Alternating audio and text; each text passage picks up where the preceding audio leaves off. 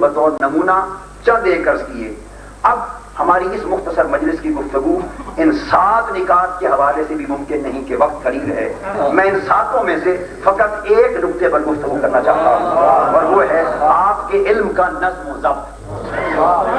باقی 6 کو اس وقت چھوڑتا ہوں. جب اللہ کو منظور ہوا مختلف نشستوں میں باتیں ہوتی رہیں گی تو گویا اس فقہی مجتہدانہ شان کے ان نمایاں پہلوؤں میں سے فقط ایک پہلو اور وہ آپ کی علم کا نظم اور ضبط ہے. Organizational aspect of his thought, اس پر اس وقت میں گفتگو کروں گا آپ ہی کی تحقیقات کی چند مثالوں کے ذریعے, تاکہ بات فقط عقیدت کی نہ رہ جائے بلکہ عملی شہادت کی صورت میں ہمارے سامنے آ سکے, تاکہ کوئی کریٹیکلی اور انالیٹیکلی تجزیاتی اور تنقیدی اعتبار سے کوئی محقق اس عمل کا جائزہ لینا چاہے. جس طرح میرے محترم بھائی سید ریاست علی قادری صاحب دامت برکاتہم, اللہ ان کی عمر دراز کرے اور اعلیٰ حضرت کے فیوزات کا سایہ ان کے اوپر قائم رکھے کہ جو کام انہوں نے اعلیٰ حضرت کے مشن کی خدمت کے لیے کر دیا ہے, اللہ گواہ ہے پاکستان کے قیام کی 40 سالہ تاریخ میں کوئی بھی نہ کر سکا. یہ میں برملا اعتراف کر رہا ہوں, میرا دل اس عمل کا معترف ہے. اور یہ معاوضہ نہیں ہے جو کچھ آپ نے کہا اس کا.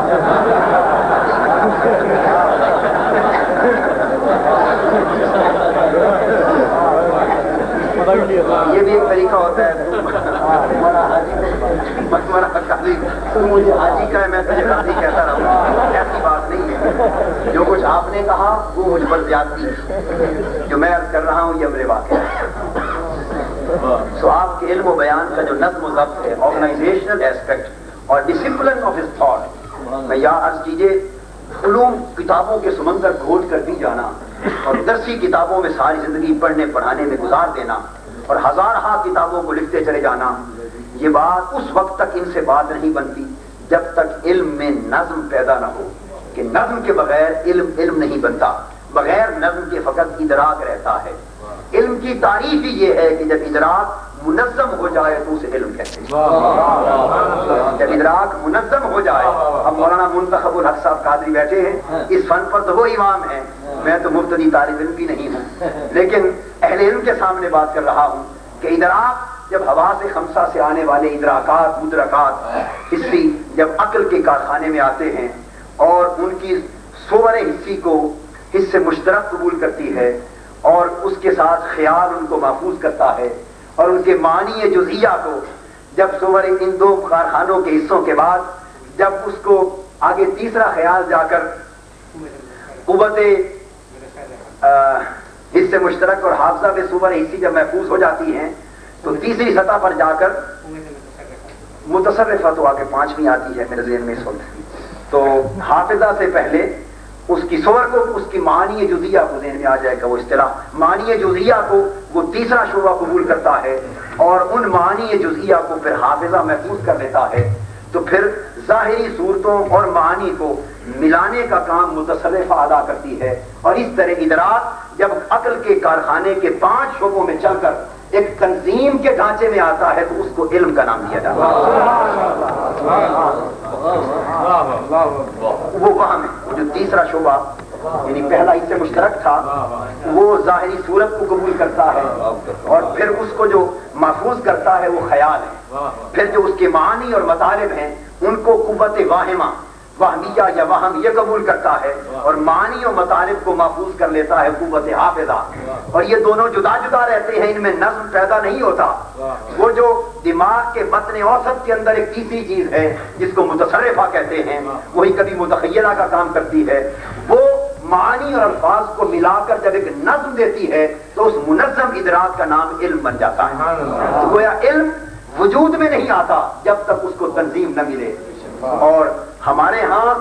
علم یعنی علم کا وجود نظم کے بغیر ممکن نہ تھا, اور ہمارے ہاں علم کا سارا نظام نظم کے بغیر چل رہا.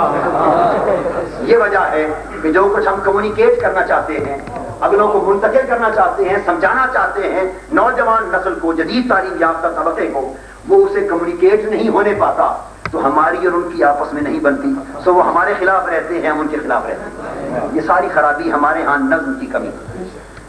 لہذا اعلیٰ حضرت کے علم اور فکر اور آپ کی تحقیقات کو جب دیکھا جائے تو میں آپ کو بلا مبالغہ عرض کر رہا ہوں, بلا مبالغہ جو میں عرض کر رہا ہوں اس پر میں ذمہ دار ہوں. آپ ہی کے فیض سے کہ جو نظم اور ضبط علم اور تحقیق میں اعلیٰ حضرت کے ہاں نظر آیا ہے وہ مجھے فقہا اور علماء اعلام کے کئی سو سال کے علمی ذخیرے کے اندر نظر نہیں آتا. کئی سو سال کا علمی ذخیرہ نظم کی وہ کمال کی صورت مہیا نہیں کر سکتا جو نظم و ضبط کا رنگ اعلیٰ حضرت کی تحقیق میں نظر آیا. خدا جانے اس شخص کو نظم کا یہ کمال نصیب کہاں سے ہوا. یعنی یہ ایک فرد تھا یا پورا کارخانہ نظم تھا. اس علم میں نظم و ضبط کے ایک حملے کو ہم چند مثالوں کے ذریعے واضح کرتے ہیں. اس کی میں ایک مثال جو عرض کرنا چاہتا ہوں وہ یہ ہے. میں اشارہ کر رہا تھا کہ چونکہ آپ نے بیان کیا کہ اوشا انیال صاحبہ شکاگو یونیورسٹی سے تشریف لائی ہیں اور بھی علماء محققین ریسرچ کر رہے ہیں, تو یہ ساتھ ساتھ کچھ ماڈرن ٹرمینالوجی ویدی میں فقط اس لیے استعمال کر رہا ہوں تاکہ جو اس آئیڈیالوجی اور ٹرمینالوجی کو اس زبان میں سمجھنے کے اہل ہیں یا اصطلاح زیادہ رکھتے ہیں ان کو بھی ساتھ ساتھ فائدہ پہنچے. چنانچہ آپ کے نظم کے اعتبار سے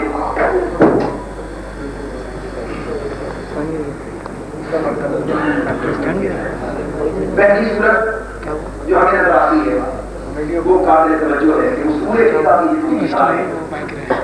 ہم دیکھتے ہیں, خواہ وہ توسیع ترغیب ہے, خواہ وہ شرح وسائل ہے, خواہ وہ مسلم ثبوت ہے, یہ دیگر جتنی بھی کتابیں پہلے دور میں لکھی گئی اصول پر مصطفیٰ ہے, اگر مختلف مذاہب کی کتابیں ان کے ہاں ہم دیکھتے ہیں کہ شریعت کے جو احکام ہوتے ہیں ان احکام کے مختلف مراتب درجات اور اقسام کر کے ملتا ہے. یعنی حکم جو شریعت کا حکم ہے اس کی تاریخ اصول میں یوں کیا حکم ہے بخطاب اللہ المتعلق بافعال المکلفین اما بالطلب اور بالتخییر اور بالوضع, کہ وہ لیگل ویلیو, وہ قانونی قدر جو وحی الہی پر مبنی خطاب سے اسٹیبلش ہو, ثابت ہو, جو افراد کے اعمال سے متعلق ہو, خواہ اس میں طلب پائی جائے یعنی ڈیمانڈ آف اینی تھنگ, خواہ اس میں تخییر اباحت پائی جائے یعنی the capacity of being indifference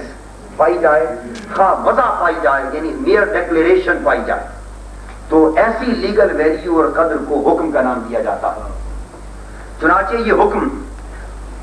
اس کے اندر جو طلب پائی جاتی ہے اس طلب کی دو قسمیں ہیں, ایک قسم امر ہے ایک نہیں ہے, یعنی کرنا نہ کرنا دونوں طلب کی صورتیں ہیں, اس لیے کہ کرنے میں طلب فعل ہے اور نہ کرنے میں طلب ترک فعل ہے. یعنی کمیشن آف این ایکٹ یہ بھی ایک طلب ہے کہ آپ یہ کام کریں, اور اومیشن آف این ایکٹ کہ آپ یہ کام نہ کریں یہ بھی ایک طلب ہے. تو امر و نہیں دونوں حکم کی صورتیں ہوتی ہیں. چنانچہ شریعت مطہرہ کے جو احکام ہیں اصول فقہ میں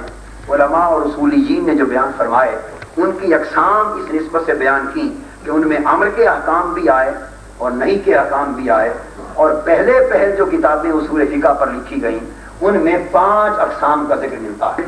مستحب, مباح, حرام, مکروہ تحریمی اور مکروہ تنزیہی. یہ 7 مدارک 7 اقسام ہو گئے حکم شرعیہ.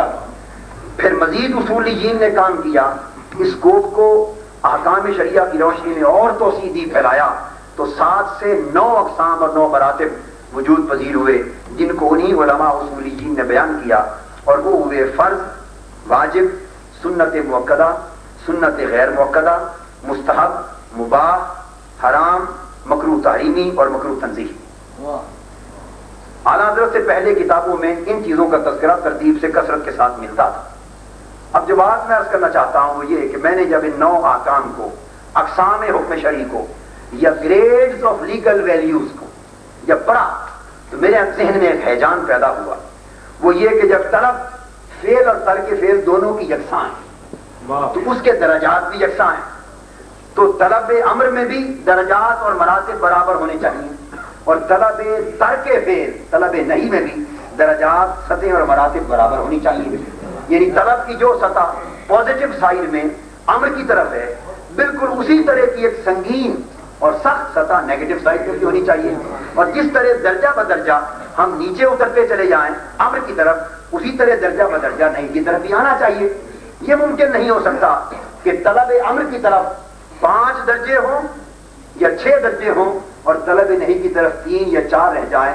اس سے ایک سکم پیدا ہو جاتا ہے اس نظام میں جو احکام شریعہ کی گریڈیشن آف ویلیوز کے اندر پایا جانا چاہیے۔ چنانچہ جب اس اعتبار سے دیکھا تو ہم نے محسوس کیا کہ پازیٹیو طریقے پر امر کی طرف سب سے پہلا درجہ فرض کا تھا، دوسرا درجہ واجب کا تھا، تیسرا سنت مؤکدہ کا تھا، چوتھا غیر مؤکدہ کا تھا، پانچواں مستحب کا تھا۔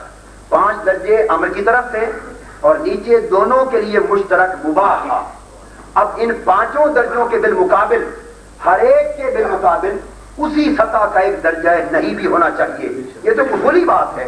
اور طبع سلیم اور عقل سلیم اس امر کا تقاضا کرتی ہے۔ تو ادھر 5 درجے نظر آئے اور آخری ترتیب کے بیان تک جب بائیں طرف دیکھا نہیں والی طرف تو ادھر حرام، مکروہ تحریمی اور مکروہ تنزیہی فقط 3 درجے تھے، ادھر 5 درجے تھے اور مباح دونوں کی طرف مشترک تھا۔ یہ بہت بڑا سکم دکھائی دے رہا تھا۔ میرے ذہن میں ایک حیران پیدا ہو گیا کہ شریعت کے احکام کی ترتیب میں یہ کمی نہیں ہو سکتی، یہ کمزوری نہیں رہ سکتی۔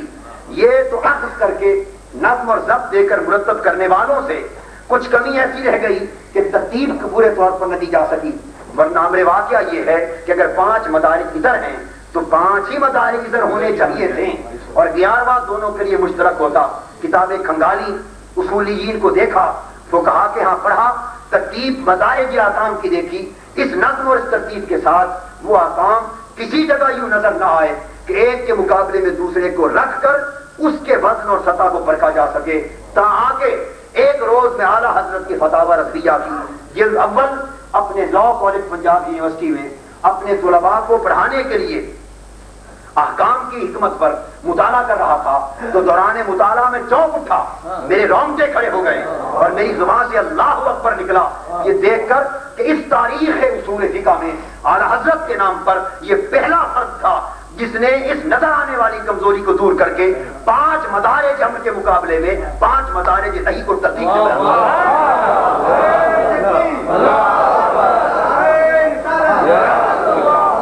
اور اس طرح مدارج احکام شریعہ کی ان گریڈیشن کا یہ سفر اور یہ ارتقاء جو 9 پر آ کر رک چکا تھا اسے 11 تک پہنچا کر اس سفر کی تکمیل الشیخ احمد رضا خان رحمہ اللہ تعالی وقدس سرہ العظیم۔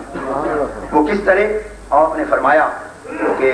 اب ہر ایک کا موازنہ کیا اور پھر ان میں ان کی جو حیثیت تھی اضرو شرع اس کو اس طرح جدا جدا کر کر کے واضح کیا کہ وہ اپنی جگہ ایک نظم کی ایک عجیب داستان ہے۔ آپ نے فرمایا کہ فرض جس کو اوبلیگیٹری کہتے ہیں وہ حکم جس کا لزوم ثبوتاً اور دلالتاً قطعی ہو، جس کا انکار کفر ہو اور ترک موجب عذاب ہو، خواہ عادتاً ہو یا نادراً، اس کو فرض کا نام دیا جاتا ہے۔ اور واجب انگریزی میں امپیریٹو کہتے ہیں، وہ جس کا لزوم ثبوتاً یا دلالتاً ظنی ہو، انکار کفر نہ ہو اور ترک اسی طرح موجب عذاب ہو، خواہ عادتاً یا نادراً، اسے واجب اور امپیریٹو کا نام دیتے ہیں۔ اس طرح فرق واضح ہوتا چلا گیا اور درجہ بندی احکام کی کھول کر سامنے آتی چلی گئی اور فرمایا سنت مؤکدہ یعنی مینڈیٹری ریکمنڈیشن وہ حکم جس کا تعقد مواظبت رسول سے ثابت ہو اور عادتاً ترک موجب عذاب ہو، نادراً ترک موجب عتاب ہو، وہ سنت مؤکدہ ہے۔ اور پھر غیر مؤکدہ سنت یعنی ڈائریکٹری ریکمنڈیشن وہ کہ جس کا عادتاً ترک موجب عذاب ہو اور نادراً نہ ہو، یہ بات کے نزدیک دونوں صورتوں میں موجب عتاب ہو، اس کو سنت غیر مؤکدہ قرار دیا۔ اور پھر 5واں درجہ مستحب یعنی کمینڈیبل ایکٹس کا وہ جس کے فعل پر ثواب ہو اور ترک پر نہ ثواب ہو نہ عتاب۔ تو 5 درجے اعلیٰ حضرت نے طرف امر میں بیان کیے اور لطف کی بات یہ ہے کہ 2 کا اضافہ کر کے ہر ایک کے بالمقابل آپ نے طرف نہیں میں 5 درجے بیان کر دیے اور اسی نظم، اسی ترتیب اور احکام کے ادلہ شریعہ سے ثابت ہونے والے انہی ضوابط کے تحت آپ نے فرمایا کہ فرض کے مقابلے میں حرام ہے، یہ اوبلیگیٹری ہے وہ فوربیڈن ہے۔ پھر واجب کے مقابلے میں فرمایا مکروہ تحریمی ہے، واجب امپیریٹو تھا، مکروہ تحریمی کنڈیمڈ ہے۔ یہ انگریزی ٹرمینالوجی میں دے رہا ہوں تاکہ اس حوالے سے سمجھنے والے آسانی محسوس کر سکیں۔ اس کے بعد 3 درجہ ادھر سنت مؤکدہ کا تھا، اس کے بالمقابل اعلیٰ حضرت نے اطاعت کا درجہ بیان کیا اور کہا کہ یہ اطاعت ڈس اپرووڈ ہے۔ 4 درجہ ادھر سنت غیر مقدہ کا تھا، اس کے بالمقابل سنت غیر مقدہ کے بالمقابل مکروہ تنزیہی کو بیان کیا اور یہ امپراپر کہلاتی ہے، اور پانچواں درجہ ادھر مستحب کا تھا یعنی کمنڈیبل، اور اس کے بالمقابل پانچواں درجہ آپ نے خلاف اولا کو قرار دیا انکمنڈیبل۔ 5 طرف امر میں ہو گئے، 5 طرف نہیں میں ہو گئے، اور 11واں درجہ مباح یعنی انڈیفرنٹ اور پرمیسیبل، یہ امر اور نہیں دونوں میں مشترک ہو گیا۔ اور وہ حکم جو ہمارے اصول کے ہاں ایک ظاہراً دکھائی دے رہا تھا نظم اور ترتیب کی کمی کی وجہ سے، وہ اس کے علم کے نظم و ضبط میں حکم کو دور کر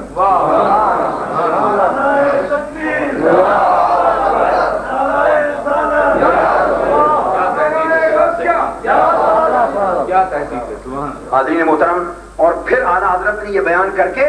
یہ لکھ دیا، آپ نے فرمایا کہ اس تقریر کو حفظ کر لیجئے، اس لیے کہ ان سطور کے غیر میں کہیں اور نہ ملے گی، اور ہزارہا مسائل میں یہ ترتیب کام دے گی۔ یہ وثوق اور اعتماد تھا کہ ان سطور کے غیر میں کہیں اور نہ ملے گی۔ یہ بات وہی شخص کر سکتا ہے جس کو معلوم ہو کہ اصول پر لکھی گئی اگر 1000 کتب دنیا میں موجود ہیں تو کہیں اور یہ ترتیب موجود نہ ہوگی، کیونکہ میرا قول کہیں غلط ثابت نہ ہو جائے۔ یہ بڑے اعتماد کی بات ہے، بڑے اصول کی بات ہے۔ ان سطور کے غیر میں کہیں نہ ملے گی اور ہزارہا مسائل میں کام دے گی۔ یہ تو ایک نمونہ تھا۔ اب اسی طرح دوسرا نمونہ، یہ نظم اس وقت تک پیدا نہیں ہوتا جب تک جمی امور پر مطالعہ اپنی وسعت کے اعتبار سے حاوی نہ ہو۔ اب اس کا رنگ دیکھیے کہ اعلیٰ حضرت کی نظم میں جو جامعیت پائی جاتی ہے وہ یہ کہ مسئلہ تیمم متقدمین اور متوسطین فقہا کے ہاں ہزارہا کتابوں میں یہ بحث موجود ہے اور ہر جگہ موجود ہے کہ کن کن چیزوں سے تیمم کرنا جائز ہے اور کن کن چیزوں سے تیمم ناجائز ہے۔ سو تمام فقہ کی پرانی کتابوں کو جمع کر کے اگر ہم فیصلہ کریں تو کل 181 اشیاء جو اعلیٰ حضرت نے بیان کی وہ ہیں جن سے تیمم کرنا جائز ہے، اور کل 130 اشیاء اعلیٰ حضرت نے بیان کی جن سے تیمم کرنا ناجائز ہے۔ تو گویا کل 311 اشیاء کا ذکر فرمایا، 311 اشیاء، 181 جواز کے لیے، 130 عدم جواز کے لیے۔ اب دیکھیے اس شخص کی، اس رجل عظیم کی نظر کی دقت کا، نظم کا یہ عالم کہ آپ نے فرمایا کہ پہلے فقہا ان سے پہلے جو کچھ بیان کرتے چلے آئے اس کا خلاصہ یہ تھا کہ کل تعداد جن اشیاء سے تیمم جائز تھا وہ 74 تک پہنچی تھی، 74 تک پہنچی تھی۔ یہ جمی فقہ کے سفر کا خلاصہ تھا، اور ایک فرد تنہا نے 74 اشیاء پر 107 اشیاء کا اضافہ کیا، 107 اشیاء کا اضافہ کر کے اس فہرست کو 181 تک پہنچا۔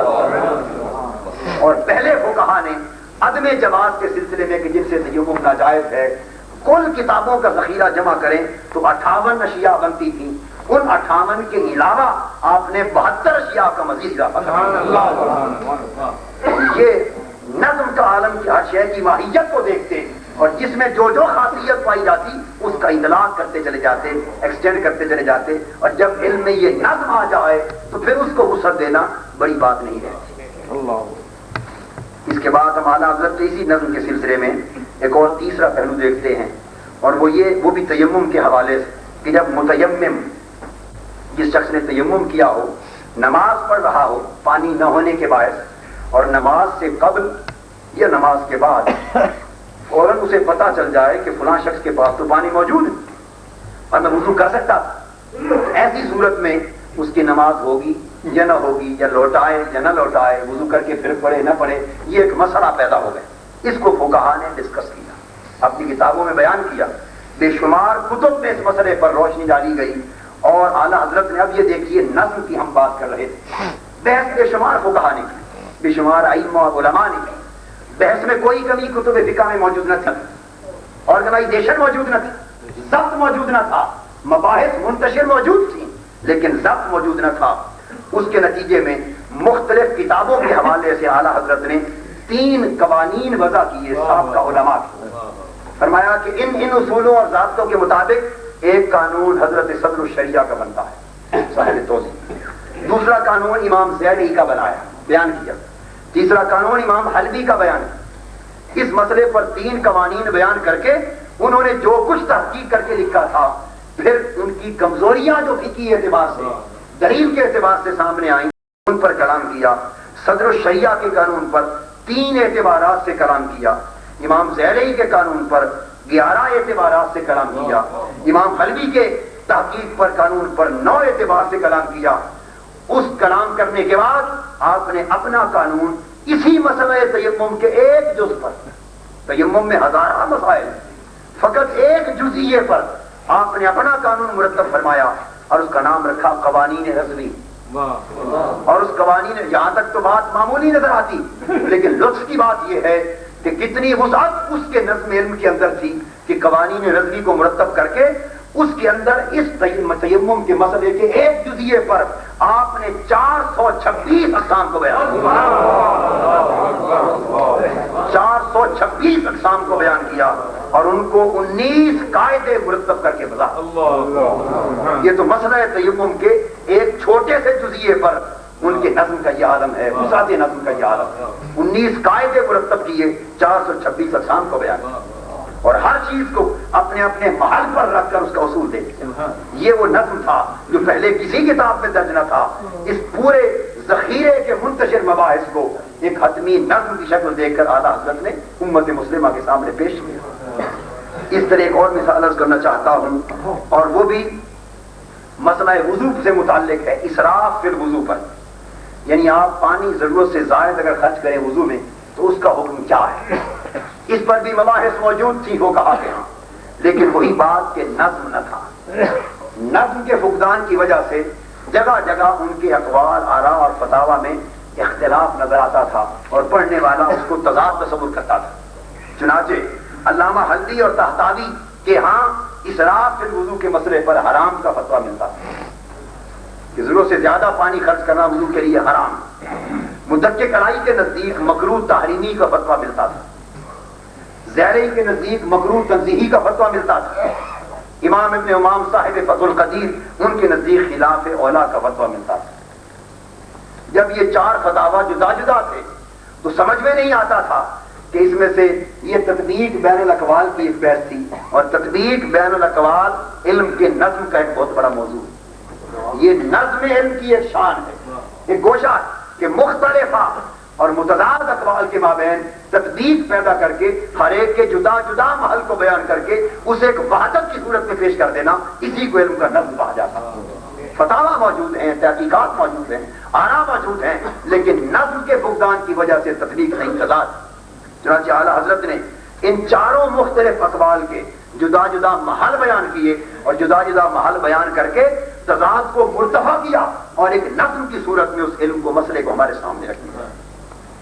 آپ نے فرمایا اگر اسراف فی الوضو و اعتقاد سنیت ہو، یعنی سنت سمجھ کر زیادہ خرچ کیا جائے اور پانی کا ضیاع بھی ہو تو یہ حرام ہے۔ جو محل بیان نہ ہوا تھا وہ بیان کر دیا اور فرمایا اگر بلا اعتقاد سنیت، سنت سمجھے بغیر کیا جائے مگر پانی کا ضیاع ہو تو یہ مکروہ تحریمی ہے،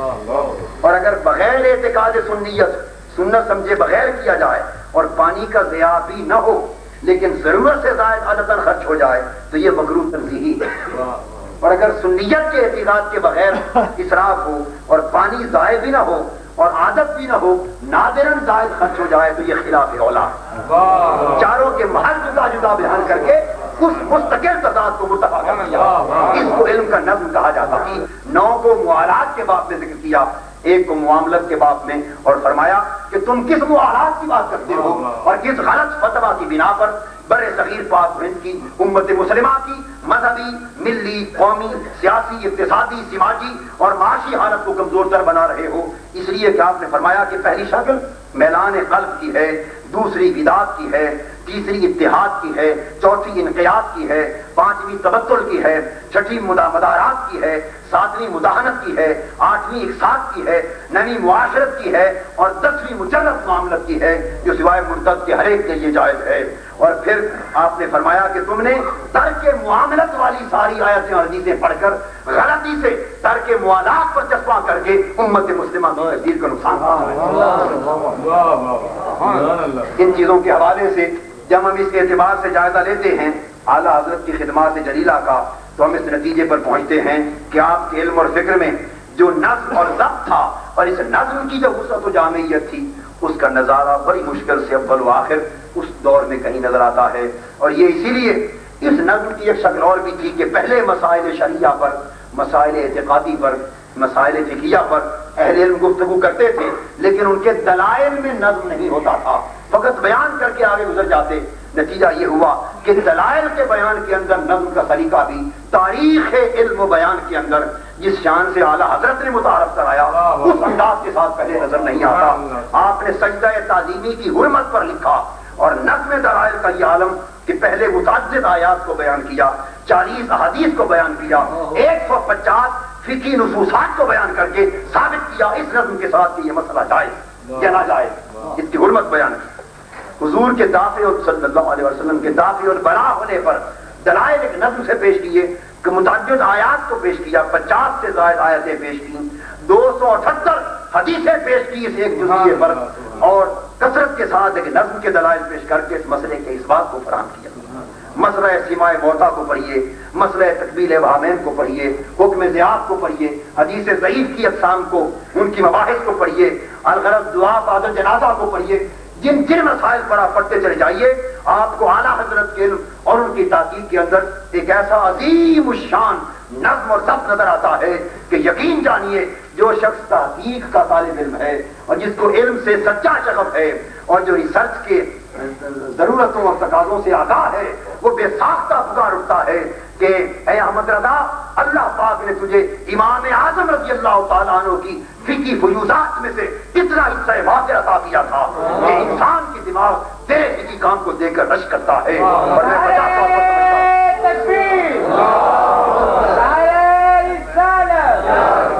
میں بجا طور پر بیان کرتا ہوں، شخصیتوں پر اس وجہ سے ضرور ظلم ہو جاتے ہیں کہ وہ کبھی کبھی ایسے زمانوں میں جنم لیتی ہیں جب ان کے اہل زمانہ ان کی عظمت کے قد کو ناپنے کے لیے خود اتنے قداور نہیں ہوتے، اس لیے وہ ان کی عظمت قد و قامت کا اندازہ نہیں کر سکتے، وہ اچھالتے رہتے ہیں. اور کبھی ایسا ہوتا ہے کہ وہ قداور شخصیت گزر جاتی ہے لیکن اس کے ورثہ اس کو ایسے مل جاتے ہیں کہ جو اس کے قد و قامت کو صحیح معنوں میں متعارف نہیں کرا سکتے. وہ اس کی تحقیق کو منظر عام پر لانے کی بجائے فقط تعویذوں کے پہلوؤں کو آشکار کرتے چلے جاتے ہیں. وہ اس کے علم کے نظم کو بیان کرنے کی بجائے فقط شاعری کے پہلو کو بیان کرتے چلے جاتے ہیں. جب ورثہ کا ضابطۂ عمل اور طریقہ کار اس صاحب قد و قامت شخصیت، اس مجتہدانہ شان، مصلحانہ شان اور مجددانہ شان کے حامل اس عظیم الشان انسان کی نسبت جب اس کے ورثہ کا بالعموم الا ماشاء اللہ جب طریقہ کار یہ ہو تو پھر اغیار سے کیا شکوا کہ اعلیٰ حضرت کی قدر نہ پہچان سکے. جب اپنے نہ پہچان رہے ہو تو ایسا پہچانے. میں سمجھتا ہوں اگر یہ شخص اعلیٰ حضرت یہ شخص کسی ایسے زمانے میں ہوتا جس زمانے میں علم کے قدردان تھے، جس زمانے میں فکر کے قدردان تھے، جس زمانے میں علمی عظمت کے قدر جاننے پہچاننے والے اتنی عظمت کے لوگ موجود تھے تو اعلیٰ حضرت کا نام کسی اور انداز کے ساتھ تاریخ میں لکھا جاتا. یہ عجیب کا یہ ستم ظریفی ہے وقت کی زمانے کی کہ وہ ایک ایسے دور میں ہوئے جس دور میں ہر شے کی قدر رہ گئی تھی، اگر نہ رہی تھی تو علم کی نہ رہی. اللہ پاک ان کے علمی فیوضات کو قیامت تک قائم رکھے، ہمیں ان کی عظمت علمی کو پہچاننے اور اس کی وراثت کو محفوظ کر کے اطراف و اکناف عالم تک فروغ دینے کی توفیق عطا فرمائے. وما علینا الا البلاغ. صاحب کا، سید رفائی صاحب کا اور بزرگوں اور دوستوں اور مہمانان گرامی کا شکریہ ادا کرتا ہوں کہ آپ نے بڑے صبر و تحمل سے یہ سنا، اور مجھے امید ہے کہ اب اللہ تعالیٰ کرے کہ ہم اعلیٰ حضرت کے اس پیغام کو ساری و ساری کریں گے. اور جیسے پروفیسر سید ریاست علی قادری صاحب نے فرمایا کہ ہم صحیح معنوں میں جو اسلام کی خدمت کرتے ہیں ان کی حوصلہ افزائی کریں اور ان کا ساتھ دیں اور صحیح طریقے سے اسلام کی خدمت کریں. وما علینا الا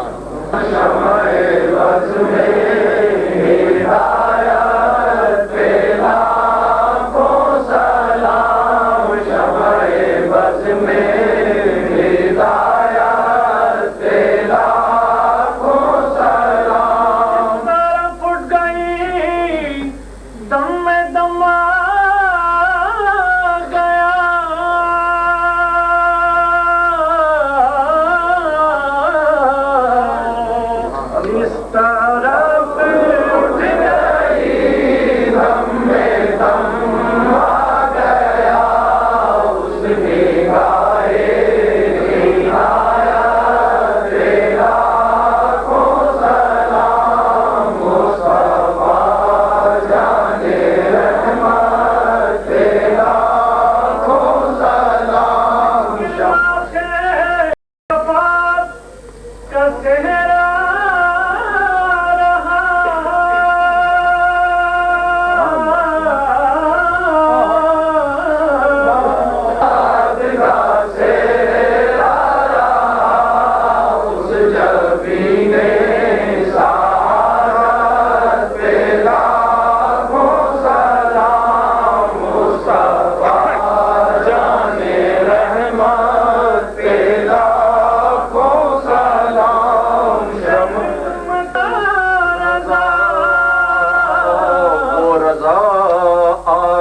حضرت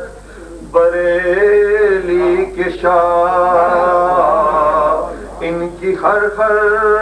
ادا سنت مصطفیٰ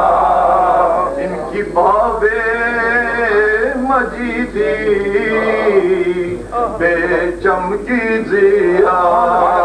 ایسے پیرے تریلا تیلا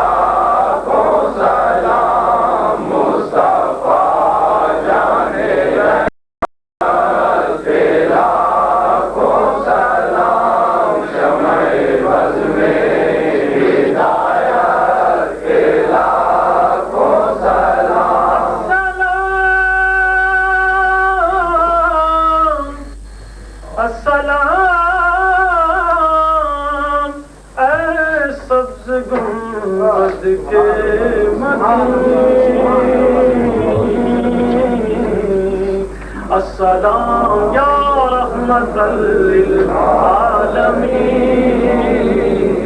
یا الہی یا الہی واسطہ آلِ رسول واسطہ زلف رسول یہ سلام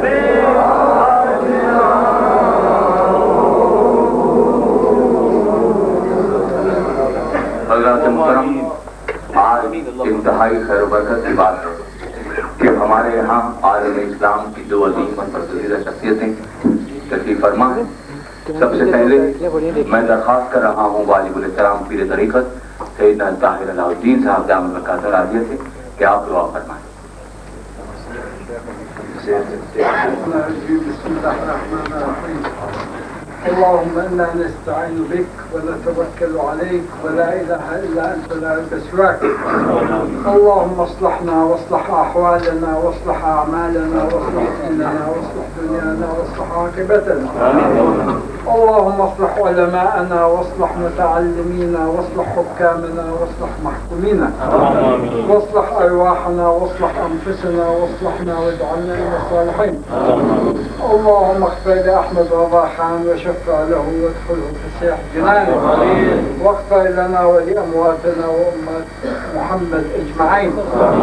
اللهم ربنا آتنا في الدنيا حسنة وفي الآخرة حسنة وقنا عذاب النار ربنا آتنا من لدنك رحمة وهيئ لنا من أمرنا رشدا اللهم انصر الإسلام والمسلمين وعلى كلمة الحق والدين واجعلنا من الظافرين المؤيدين بحرمة النبي الحنين الصادق الوعد الأمين المرسل رحمة للعالمين محمد صلى الله عليه وآله وأصحابه وأزواجه وذريته أجمعين وبحرمة مالك أزمة المتصرفين شيخ الكل السيد الشيخ عبد القادر محي الدين كيلاني وبكافة الأولياء والصالحين رضوان الله تبارك وتعالى عليهم أجمعين نستعين بك ونسألك أن تغفر لنا وترحمنا يا إله العالمين برحمتك يا أرحم الراحمين وصلى الله على خير خلقه محمد وعلى آله وصحبه وسلم.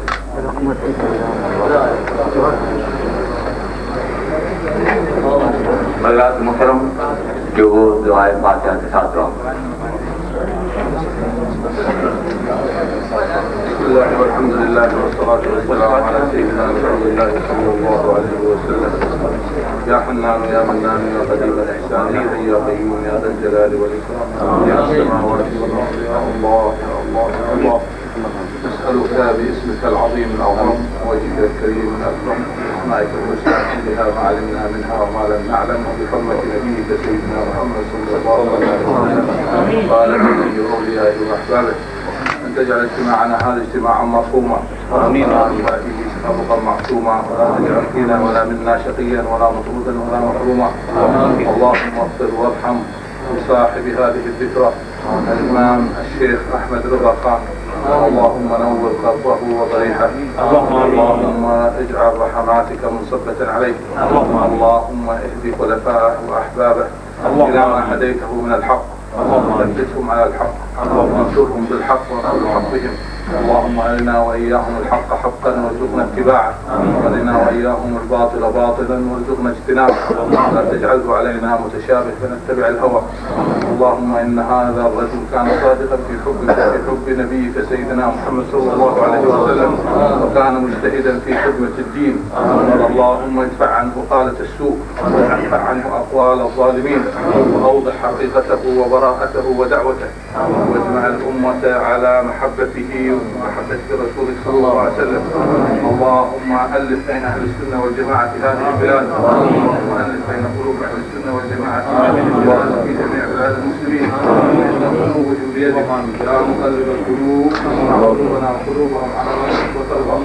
يا مقلب القلوب ثبت قلوبنا على دينك. يا مقلب القلوب ثبت قلوبنا على دينك.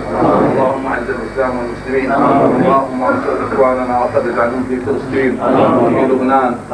وفي سوريا وموقف الحرب بين العراق وإيران. وانصر إخواننا المجاهدين في أفغانستان وفرج عن إخواننا في كشمير وجميع المظلومين في بلاد المسلمين. نسألك يا قدوس يا سبوح الفتوح والمنور صلاح الجسد والروح التوبة النصوح ونهدي إلى حضرة المصطفى وإلى آل بيته وأحبابه وإلى روح الشيخ أحمد رضا خان ثواب سورة الفاتحة.